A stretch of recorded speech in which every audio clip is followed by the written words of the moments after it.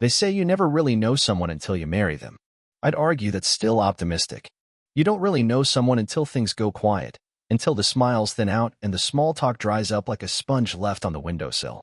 That's when the real stuff starts showing through. The cracks, the patterns, the signs. But by then, it's usually too late to care. Stephanie Morris Bennett, yes, she kept her maiden name, a minor hill she insisted on dying on, was the kind of woman who wore confidence like a tailored blazer. She was sharp, articulate, and damn good at pretending she was doing you a favor just by showing up. I met her the way a lot of guys meet the women they end up marrying, through someone else who wasn't right for either of us. Her cousin Rebecca and I had dated for about 6 unremarkable months.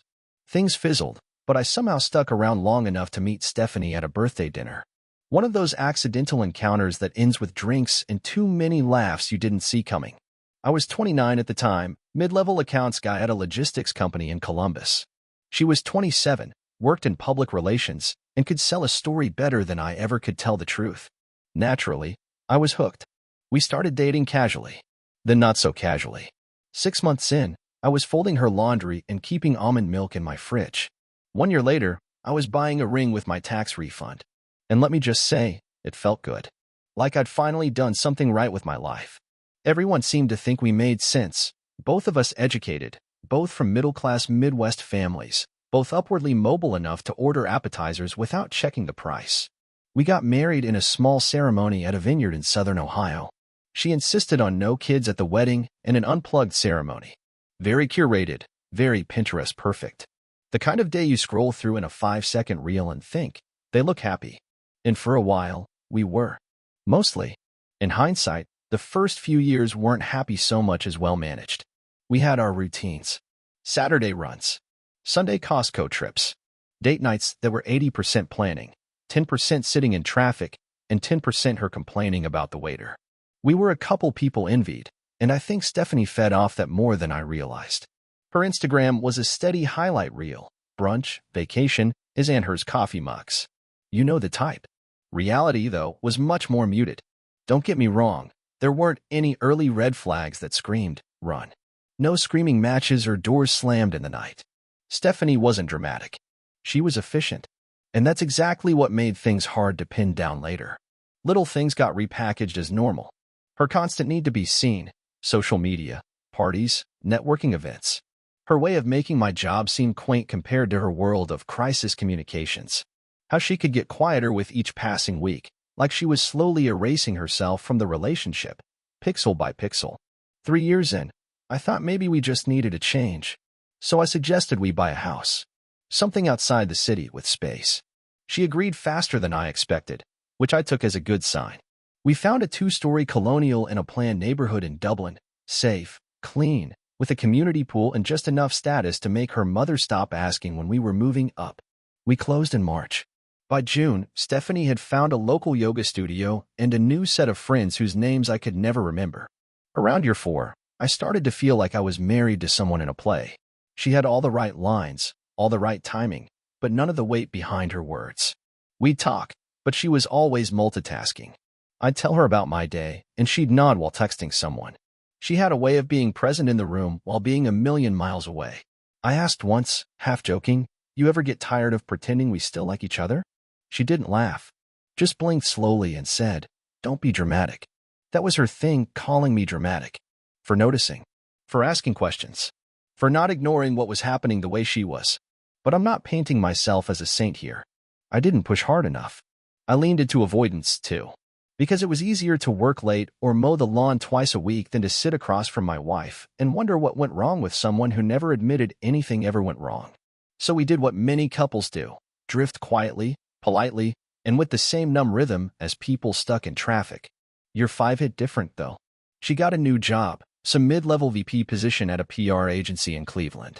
Said she could work remotely most of the time, but would need to go up there a few times a month. I shrugged. Figured it'd be good for her. New focus. Maybe new energy. I didn't realize I'd just given her the perfect alibi.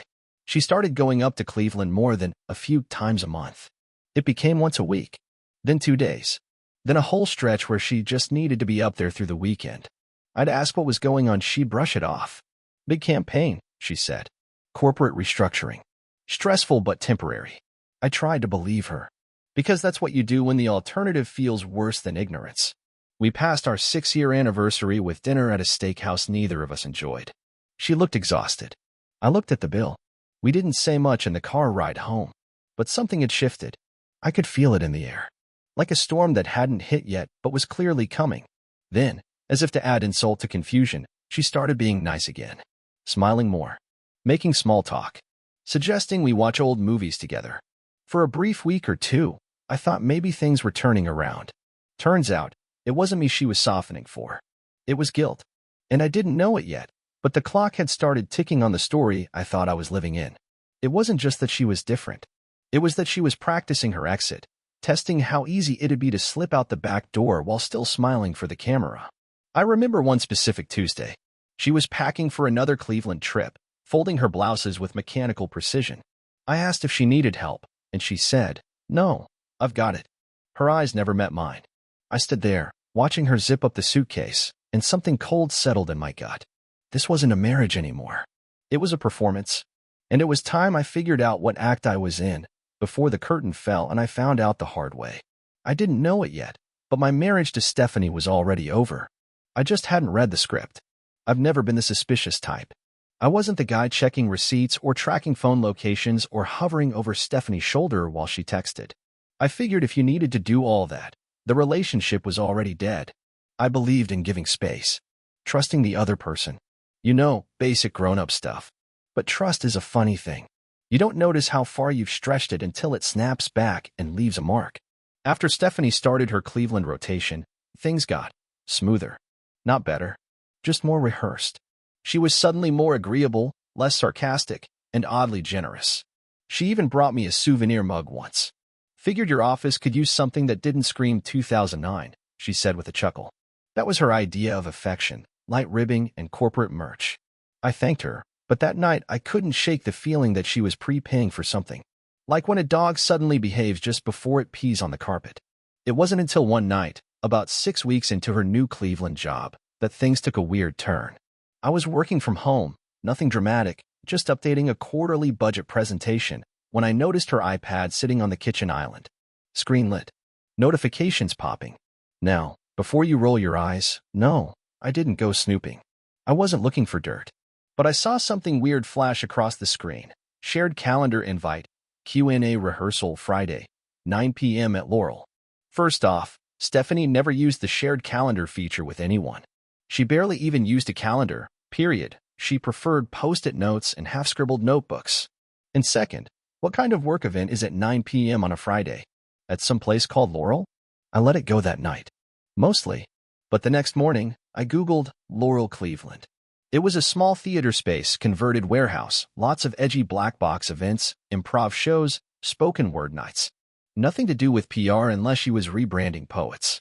Still, I didn't jump to conclusions. I figured maybe she was doing some client-side outreach, or hosting an event, or, I don't know, something that made her feel important. Stephanie liked places with dim lighting and irony. It tracked. But the next clue came from the unlikeliest of places, a shipping label. 3 days later, a box showed up at our house addressed to Ronald Morris Bennett. That's me, obviously, but I hadn't ordered anything. It was one of those sleek eco-cardboard packages from an online photo print service. The type Stephanie used once for our wedding album and then never again because she didn't trust any algorithm to color balance her memories. Inside were 5 glossy 8x10 prints. All professional quality, black and white candids. But they weren't of me, or Stephanie, or anything I recognized. They were of her. And another man. They were on a small stage, under soft spotlights. She had a mic in her hand and was laughing, leaning slightly toward the guy beside her. He looked mid-30s, stylish in a deliberately messy way. Plaid shirt, rolled sleeves, that ever-present beard that screams, I do freelance copywriting but also maybe yoga. His hand was on her back in one shot. In another, they were clapping together, heads tilted close. The final shot showed them sitting side by side on a stool, her head resting lightly against his shoulder. Like they'd been that way forever. I just sat there, holding the photos, waiting for my brain to tell me this was fine. That this was explainable. That this was work-related or ironic or avant-garde. But there was no caption. No note. Just a return label from the same Cleveland print shop she used for her old PR clients. I didn't confront her immediately. I couldn't. I needed more. I needed to be sure. So I did something that both shamed and relieved me. I reached out to her coworker Dana. Dana was mid-30s, newly divorced, always friendly to me in a vaguely HR-approved way. She and Stephanie had worked together for years, and while Stephanie claimed she was a bit of a gossip, I knew Dana had a working moral compass, just one that occasionally drifted for the sake of truth. I messaged her on Facebook, something I hadn't done in ever. Just said, "Hey, quick question." Stephanie mentioned she's been spending a lot of time at a venue in Cleveland called Laurel. Said it was for work. You guys doing a campaign there? She didn't reply that day, or the next. Then, 2 nights later, I got a 3-word reply. "Can we talk?" I called. She answered on the first ring. Her voice was quiet, guarded. "I don't want to get in the middle of anything," she started. "I get that," I said, "but I'm already in the middle. I just don't know which direction the edge is." There was a pause. Then she sighed. "Ronald, Laurel isn't a work thing. It's more of a community arts thing. Stephanie's been going there for a few months now." "Community arts?" "She does these spoken word nights. It's like therapy with a microphone. Honestly, I thought it was cool until, well, she didn't tell anyone about it at first. Then she started going every week. And then people started noticing she only went when one guy was hosting. Beard, flannel, emotionally accessible?" She laughed, a sharp, sad sound. "Yep. His name's Luke. Luke Parson. He used to be a musician. Now he hosts storytelling nights. He's very, let's say, magnetic. And she's, what? Sleeping with him." Dana hesitated. "I don't know that. But I know she's not just workshopping haikus. And I know she's been spending weekends in Cleveland when there aren't any clients in town." I thanked her. Hung up. Sat in my car with the engine running for a full 30 minutes, watching nothing happen in the driveway. The next step was surprisingly easy. I didn't scream. I didn't break things. I went online and bought a ticket to the next storytelling night at Laurel. Stephanie didn't know I'd be in Cleveland that weekend. She told me she was staying at a client's lake house near Sandusky to reset before a new quarter. I told her I hoped she found her zen. Friday night, I parked 2 blocks from Laurel and walked in right before the show started. The venue was dimly lit, walls lined with framed black and white portraits, some of them I now recognized. Folding chairs in neat rows. A bar in the back. A sign-up sheet near the mic stand. I scanned the crowd. Found her near the side, sitting next to him, Luke. He leaned in as she laughed. She touched his wrist when she said something. He looked at her the way I hadn't been looked at in 2 years. I didn't approach. I didn't cause a scene. I just watched. She went up second. Her piece was called Echoes in the Quiet. It was about silence in relationships. About not feeling heard. About yearning. The audience nodded. Snapped. She sounded raw. Vulnerable. Human. Except none of it was real. It was performance. For someone else. Not for me. After she sat down, I quietly left. I didn't need more. I had the truth. Not from a phone. Not from a text. Not from her confessing or crying. From a framed photo. From an offhand email invite. From a spoken word stage in a warehouse full of strangers. It wasn't dramatic. It wasn't violent. It was worse. It was deliberate. She didn't get caught. She got comfortable. And that's how I knew the marriage wasn't just broken. It had been replaced. I didn't sleep that night. It wasn't anger that kept me up. It wasn't grief either. It was something colder. Sharper. Like someone had swapped my blood for ice water. When the truth finally hits you, not just brushes past you or flirts with your suspicions, but lands square in your lap, undeniable and fully formed, there's a silence that follows. And in that silence, you start planning. I didn't tell Stephanie I'd been in Cleveland. I didn't tell her I'd watched her on that stage, reading those curated little lines to a room full of strangers and a flannel-clad poet who looked at her like he wrote her into existence. No. I waited. Let it all settle. Let her return home like nothing had happened. Sunday evening, she came back, as rehearsed as ever. Her overnight bag was slung over one shoulder. She smelled like whatever hotel body lotion comes in small bottles, and she gave me a soft smile like she was trying to remember how to be a wife. "Hey," she said, setting down the bag by the stairs. "How was your weekend?" "Quiet," I replied, not looking up from the email I wasn't reading. She paused, probably waiting for me to ask about hers. I didn't. "I grabbed some groceries on the way," she offered. I figured I'd cook tonight. That was her tells-all move. She didn't cook unless she needed to balance the scales.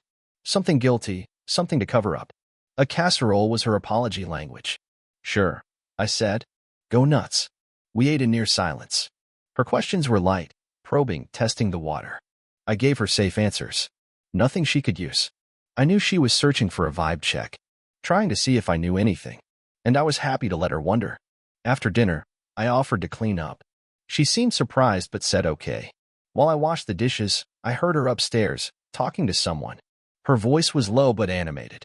I couldn't catch the words, but the tone was unmistakable, controlled giddiness, like a teenager whispering under the covers. Let her have it, I thought. Tomorrow, the curtain comes down. I took the day off Monday. Didn't tell her. She left early, like always, dressed up, hair perfect, coffee in a travel mug like a commercial. I waited until her car backed out and turned the corner. Then I got to work. It started with printing the photos. Not the originals, the ones she hadn't seen. I picked 5 that told a story: the laughing shot, the shoulder lean, the way he looked at her like a man who knew he didn't have to try. Then I printed the Laurel event flyer. Then the email confirmation from the ticket I'd bought. I stapled them together into a clean little packet. Professional. Polite. Then I wrote a letter. Not a rant. Not an emotional meltdown. Just a list. Of the times she said she was in Sandusky. Of the weekends she needed space. Of the mileage on her car that never lined up. No accusations. Just receipts. I left the packet on her desk in the office downstairs, right on top of her fancy leather notebook. Then I did what any emotionally destroyed, sleep-deprived husband would do. I went and got coffee. Around noon, I came home. Her car was in the driveway. Showtime. She was sitting in the living room, the packet in her lap. Her face was unreadable, which I'll admit was impressive. Most people would have panicked or cried or gone straight into defense mode. Not Stephanie. She just looked at me like she was running calculations in her head. You went to Cleveland, she said flatly. I didn't answer. Just walked in, set my keys on the counter. Friday night, she added. You were at Laurel. I nodded once. Good performance. A pause. How long have you known? Long enough. More silence. Then she stood up and crossed her arms. That was her thing, crossing her arms when she needed armor. I leaned against the wall and waited. So what now? She finally asked. I almost laughed. That was it? So what now? That's not sarcasm, Ronald. I'm asking. You clearly did your research.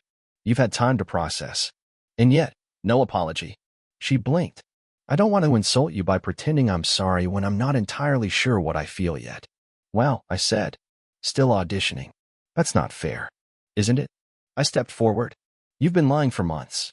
Carrying out this, whatever it is with Luke, behind my back. Telling your sad little stories on stage about echoes in the quiet, while I sat in this house thinking you were just burnt out from work. I gave you space. I gave you every benefit of the doubt. And you gave me theater. Her jaw tightened. It wasn't theater to me. No? Then what was it? A workshop? A warm-up before the real betrayal started. She looked away, and for the first time, I saw it. The crack. It wasn't supposed to go this far, she muttered. At first it was just storytelling. And then it wasn't. That's her defense? She met my eyes. You stopped seeing me, Ronald. Years ago. You were here, but you weren't. You did your job, paid the mortgage, mowed the lawn. But emotionally, you were checked out. I held up a hand. Don't turn this into a postmortem where I'm the one who failed to keep you entertained. I'm not saying that. No, you're just rewriting the timeline to make yourself feel noble. That landed. She didn't respond. I took a breath. How long? She hesitated. Since January. 6 months. She nodded. It wasn't every week. I laughed. Well, thank God for moderation. I didn't plan it. I didn't wake up and say, hey, let me ruin my marriage. No, you just let it decay while you rehearsed your exit. Silence again. Then, what do you want me to say? I don't want you to say anything. I want you to move out. She blinked. You're serious? Oh, I'm past serious. I'm managerial. I've already emailed a lawyer. I've got photos, calendars, statements, and the world's most reluctant eyewitness in Dana. I'm not here to salvage this. I'm here to end it clean. Her voice dropped. Ronald, we can No, we can't. You made a choice. And I made mine the moment I walked into that theater and watched you sell the story of our failed marriage to an audience who didn't even know my name. Her face changed then. Hardened. You think this makes you the victim? No. I think it makes me free. She stood there for a moment, frozen. Then she grabbed her bag and walked out the door. No tears. No final words. Just the quiet closing of a door that had been unlocked for months. And that's how it ended. Not with a fight. Not with a confession. But with a folder of photos and a man finally refusing to be part of the act. They say revenge is a dish best served cold. That's nonsense. Revenge is best served smart, sharp, meticulous, and delivered with such unnerving calm that the other person doesn't even realize the knife's already in until they've complimented the cutlery. I didn't want to get even with Stephanie. This wasn't about rage or theatrics. No burning her clothes, no keying her car, no broadcasting it all over Facebook like a jilted teenager with a Wi-Fi signal. I wanted closure. Real closure. The kind where she couldn't twist the narrative later. The kind that leaves her blinking at a clean, empty space where her image used to live and realizing she put herself there. So I got to work. The first step was the email. Not to her. To Luke Parson. I found his website. Of course he had one, complete with moody black and white headshots, a list of upcoming narrative performance workshops, and a contact form labeled for collaborations in light. I sent a message through it, brief and direct. Hi Luke. Just a heads up, the woman you've been spending quality stage time with for the last 6 months? She was still married. Not just married, actively married. Mortgage, shared holidays, lawn care arguments, the whole domestic shebang. You've been the other guy in a marriage you didn't even know you were auditioning for. I'm not asking for a response. Just wanted to make sure the script you're performing matches the truth behind the curtain. All the best, Ronald Morris Bennett. He didn't reply. Didn't need to. Next came the second act, the social one. Now, Stephanie lived and died by appearances. She built her entire professional reputation on narrative curation fancy speak for spinning a story people wanted to believe. So I gave her one. I hosted a little gathering the following weekend. A backyard get-together. Just 10 or so friends, mutual friends. People who had watched us exchange vows, move into our first house, fight over backsplash tile. I told them it was just a casual summer evening. Burgers, beers, maybe a fire pit if things stayed dry. I set everything up myself. Cleaned the deck. Mowed the lawn. Ordered catering from the barbecue place she used to rave about. Everyone showed up smiling, carrying cheap wine, and the kind of energy that comes when people don't yet know something's about to shift under their feet. And when the timing felt right, a lull between ribs and dessert, I gathered everyone with a toast. Thanks for coming, I started, raising my glass. I know this was kind of last minute, but I really appreciate you all being here. Especially since I wanted to share something. The group quieted. A few leaned in. I smiled. Stephanie and I are getting a divorce. You could hear a skewer drop.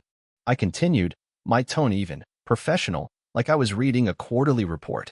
She's been seeing someone in Cleveland. A man named Luke. It's been going on for a while. She didn't tell me. I found out another way. No drama. No raised voices. Just truth. And now I'm starting a new chapter. Someone, I think it was her old coworker Nathan, tried to speak. I held up a hand. I'm not sharing this for sympathy. I'm sharing it because a lot of you have seen us as a unit for years. And I don't want the gossip version to get ahead of the real one. There was cheating. I discovered it. I confronted it. Now we're done. I paused. Also, if you get any invites to some spoken word nonsense in Cleveland, maybe, politely decline. A few people chuckled nervously. A couple stared into their drinks. One guy clapped. Probably too much. I closed it with, anyway, the food's still good, and I'm still me. So enjoy the night. That was the emotional scalpel, subtle, effective, no blood on my hands. But the final cut? That was at her work. Stephanie worked at a boutique PR firm that specialized in reputation management. They were boutique enough to take pride in their moral compass, but big enough to fear scandal like fire. And as luck would have it, they had a strict company code about disclosure of personal conflicts affecting professional representation. I know this because she once bragged about writing that policy herself. So I emailed her boss. Again, no drama. No threats. Just a simple message. Hi Andrea, just wanted to alert you privately about a potential concern.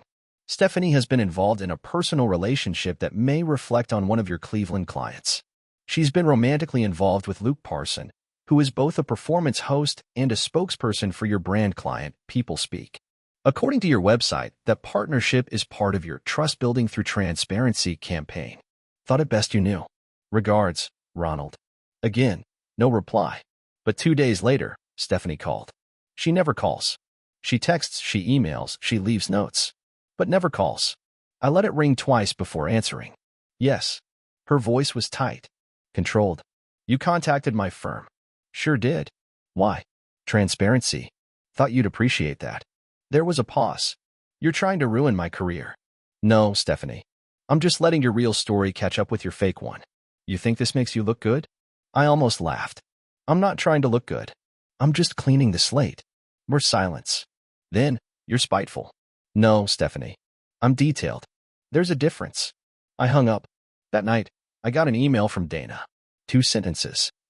She got pulled from the People Speak account. Internal meeting was brutal. No one saying anything, but the vibe is nuclear. I didn't feel triumphant. I felt finished. The next day, I closed our joint bank account. Transferred my direct deposit. Removed her as the emergency contact on every account from health insurance to AAA. Changed the locks.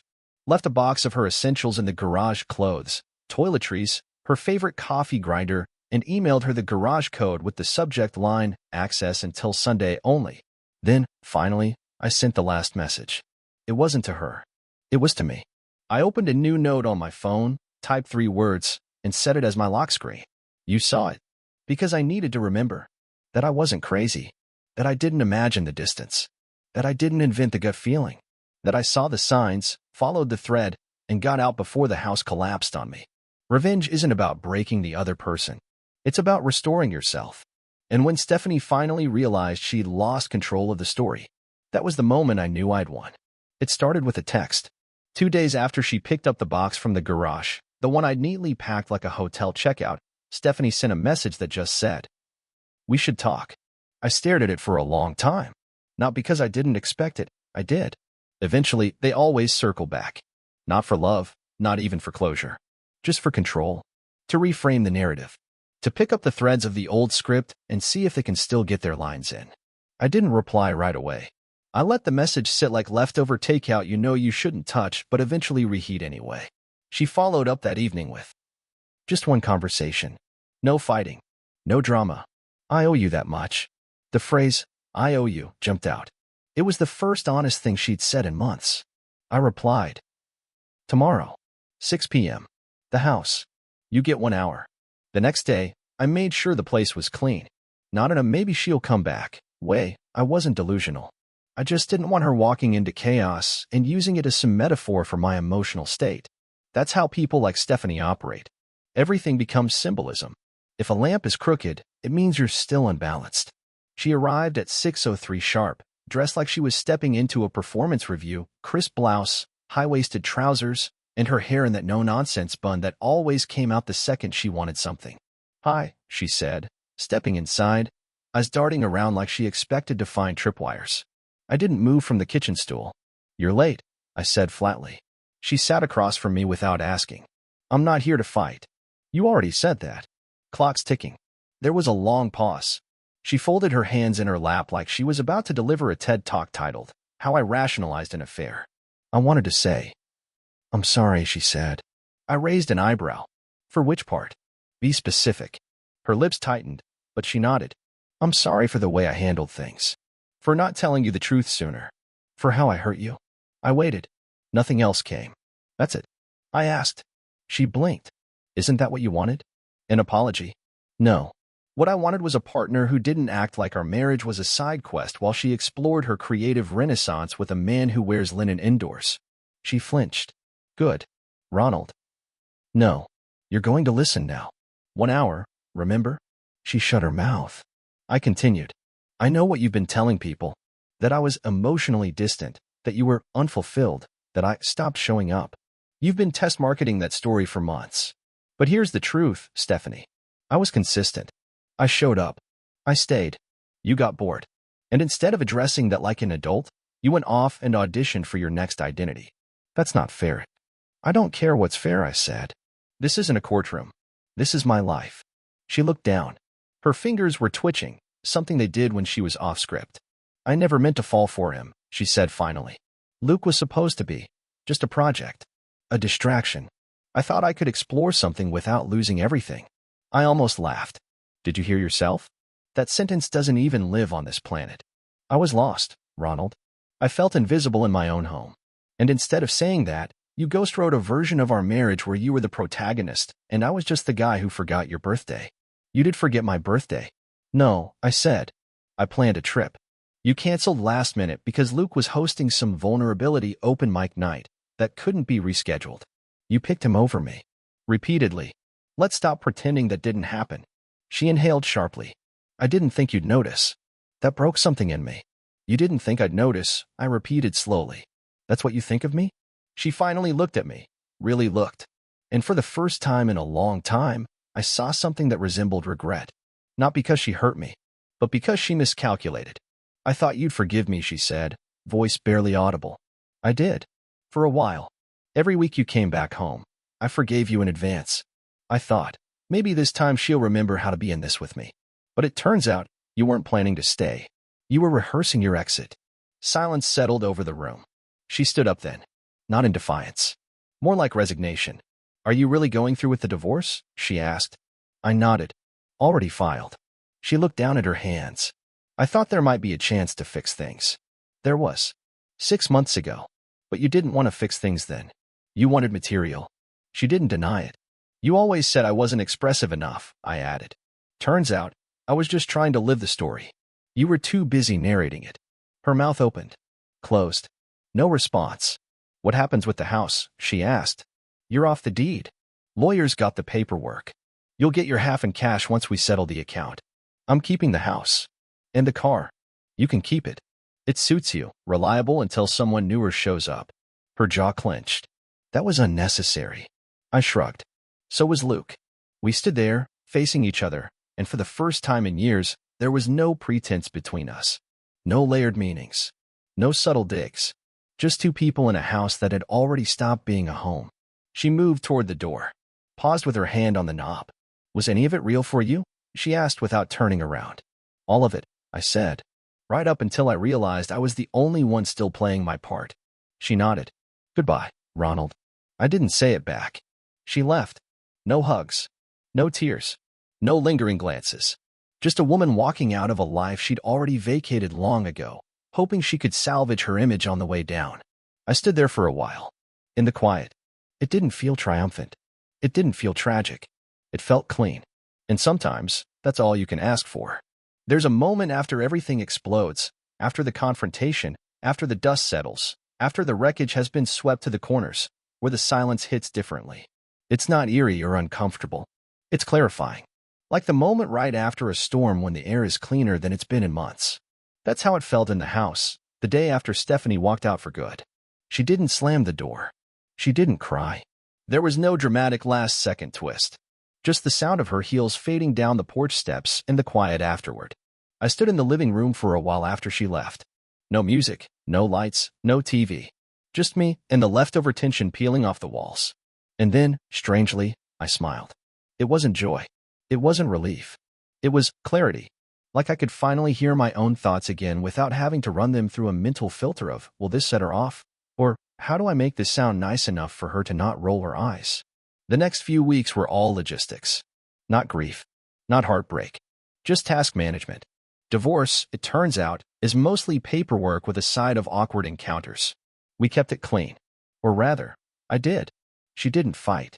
She didn't try to claw her way back into the story, didn't pull any Hail Marys. Maybe she knew there was nothing left to salvage. Maybe Luke's beard and woke male vulnerability was keeping her too busy to care. Whatever the case, she signed what needed signing, and within a month, our marriage was officially a footnote. I kept the house. I painted the office. Got rid of the old bookshelf she'd filled with curated books she never actually read, titles like The Feminine Mystique and Lean In, all color-coordinated, spine out. I donated them to a local library, replaced them with paperbacks I actually enjoy. Fiction, mostly. The kind where the twists make sense, and people who lie eventually get caught. I didn't go scorched earth. I didn't destroy what was ours. I just reclaimed what was mine. The wedding photos? I boxed them up and dropped them off at her sister's house. Didn't say a word. Just rang the doorbell, handed them over, and left. Her sister called later to say I looked weirdly calm. Yeah, that was the whole point. Friends chose sides. Some people faded away, The ones who liked the image of us more than the reality. Others reached out privately, just to say they saw it too. They always had. We weren't sure how to tell you, one friend said. She was always performing. It was validating. Not necessary, but nice. As for Luke, I don't know what happened between them. I don't care. My guess? He got bored once the stakes became real. It's easy to be the hero of someone's sad monologue when you only see the highlights and none of the cleanup. It's easy to look charming in stage lighting. A lot harder when the lights are off and someone has to pay the utility bill. She never brought him up again. Never asked for me to forgive her. She just vanished. And that, in itself, was the final answer. What surprised me most, though, was what didn't come after. There was no collapse. No spiral. No loneliness I couldn't handle. I started walking. Every morning before work, I do 2 miles around the neighborhood. Just me and my sneakers and the sound of birds I hadn't noticed in years. I started eating better. Not out of some post-divorce glow-up fantasy, but because I actually had an appetite again. Food didn't taste like tension anymore. I got new furniture, nothing dramatic, just practical. A new couch, one I actually liked sitting on. A better mattress.